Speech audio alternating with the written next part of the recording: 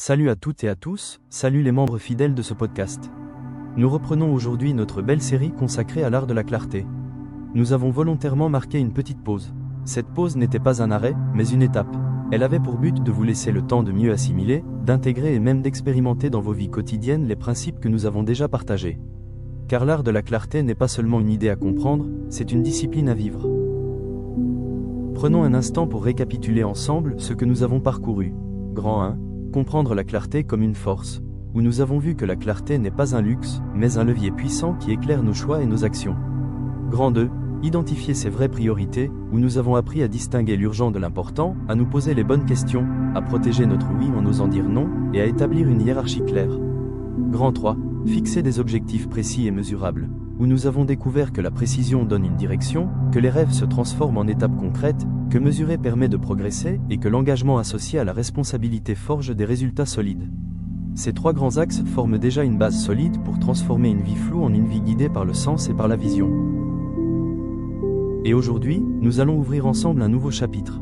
Le grand 4, cultiver la discipline quotidienne, l'art de répéter les petites actions qui bâtissent de grandes victoires. Parce que sans discipline, même la plus belle clarté s'éteint. C'est par la répétition, par la constance, par les gestes quotidiens que les grandes transformations prennent vie. Grand 4. Cultiver la discipline quotidienne, l'art de répéter les petites actions qui bâtissent de grandes victoires. Nous allons le développer en 4 petits points. Petit 1. La puissance de la constance. Comprendre que la discipline n'est pas une question d'intensité ponctuelle, mais de régularité. Ce que l'on fait chaque jour façonne bien plus notre avenir que ce que l'on fait de manière exceptionnelle. Petit 2. Les habitudes comme piliers invisibles. Les habitudes quotidiennes sont la structure cachée de nos réussites. Ce sont elles qui, en coulisses, construisent ou détruisent nos résultats. Petit 3. La maîtrise des petites victoires. Chaque petite action répétée, chaque victoire quotidienne, crée de la confiance et nous rapproche inévitablement de nos grands objectifs. Petit 4. La discipline comme liberté. La véritable liberté ne vient pas de l'absence de règles, mais de la capacité à s'imposer une discipline qui aligne nos actions sur notre vision. La clarté n'est pas seulement une question de vision ou d'objectifs bien définis. Elle doit aussi s'incarner dans notre quotidien, dans ce que nous faisons jour après jour. Beaucoup de personnes ont de grandes idées, de beaux projets, mais échouent parce qu'elles ne réussissent pas à transformer ces intentions en habitudes concrètes. La discipline est ce pont qui relie la vision à la réalité. Jim Rohn disait, « La discipline est le fondement sur lequel tout succès durable est construit. » Le manque de discipline mène inévitablement à l'échec. La clarté devient inutile si elle n'est pas suivie par une régularité dans l'action. La véritable différence entre ceux qui réussissent et ceux qui abandonnent ne réside pas uniquement dans le talent ou les opportunités, mais dans la capacité à répéter, chaque jour, les gestes simples qui mènent vers l'accomplissement. Cultiver la discipline quotidienne, c'est accepter que la grandeur n'est pas le fruit d'un moment extraordinaire, mais d'une succession de petites victoires presque invisibles, accumulées avec constance. Petit 1. La puissance de la constance. La constance est l'une des forces les plus silencieuses mais les plus redoutables dans le parcours de la réussite. Ce n'est pas ce que nous faisons une fois de temps en temps qui change nos vies, mais ce que nous choisissons de répéter jour après jour. La discipline quotidienne agit comme un levier qui multiplie l'impact de nos efforts. Jim Rohn affirmait, « Le succès n'est rien de plus que la somme de quelques disciplines pratiquées chaque jour. Cela veut dire que la différence ne se joue pas dans de grandes actions ponctuelles, mais dans la capacité à tenir de petites actions avec régularité. » Prenons l'exemple de l'apprentissage d'une langue. Lire un livre entier en une journée paraît impossible et même décourageant. Mais lire seulement 10 pages par jour pendant 100 jours devient soudainement réaliste. Au bout de quelques mois, c'est un livre terminé, puis 2, puis 3. Ce qui semblait inaccessible devient un résultat concret grâce à la constance. Un autre exemple se trouve dans le domaine de la santé. Aller à la salle de sport pendant 6 heures une fois par mois n'a presque aucun impact. En revanche, 30 minutes de marche chaque jour change durablement l'énergie, la santé et même la confiance en soi. La constance transforme des petites habitudes en grands résultats. La puissance de la constance réside donc dans cette vérité, ce que nous répétons finit par nous définir. Les habitudes quotidiennes construisent notre avenir, qu'elles soient positives ou négatives.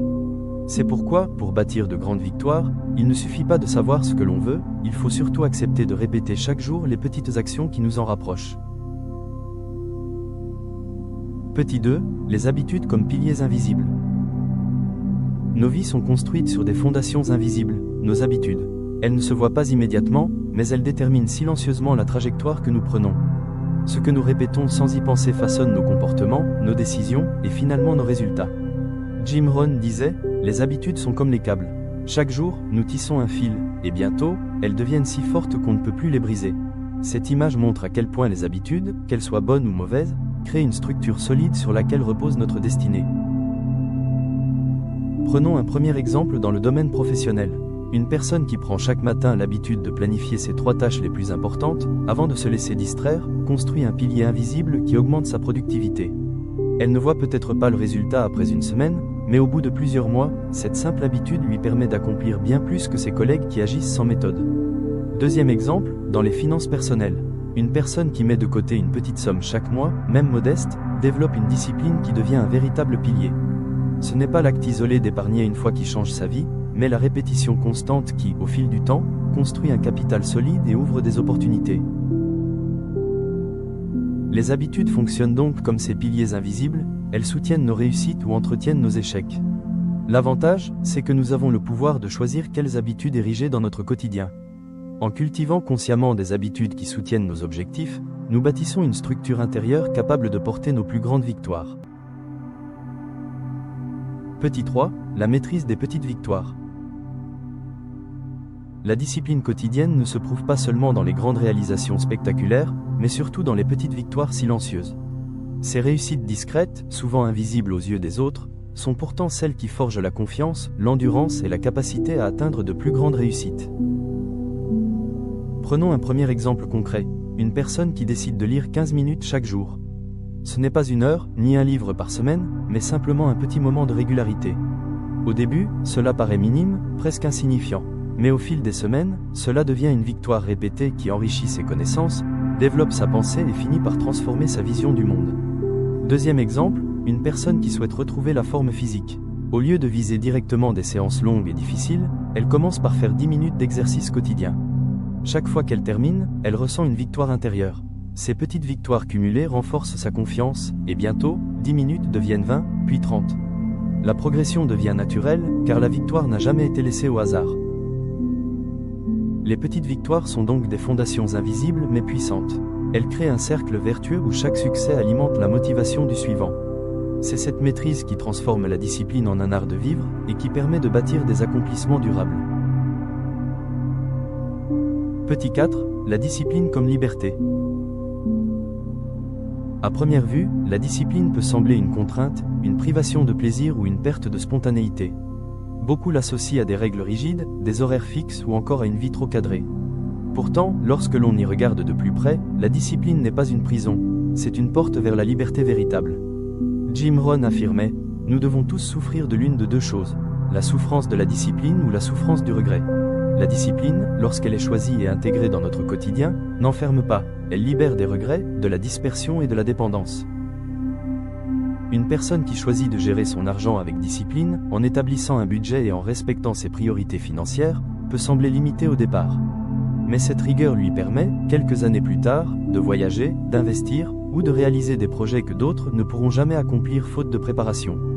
La discipline dans la gestion ouvre la liberté dans la réalisation. Deuxième exemple, quelqu'un qui décide de se discipliner dans sa santé en adoptant de bonnes habitudes alimentaires et en pratiquant une activité physique régulière. Sur le moment, cela peut paraître contraignant face aux plaisirs immédiats.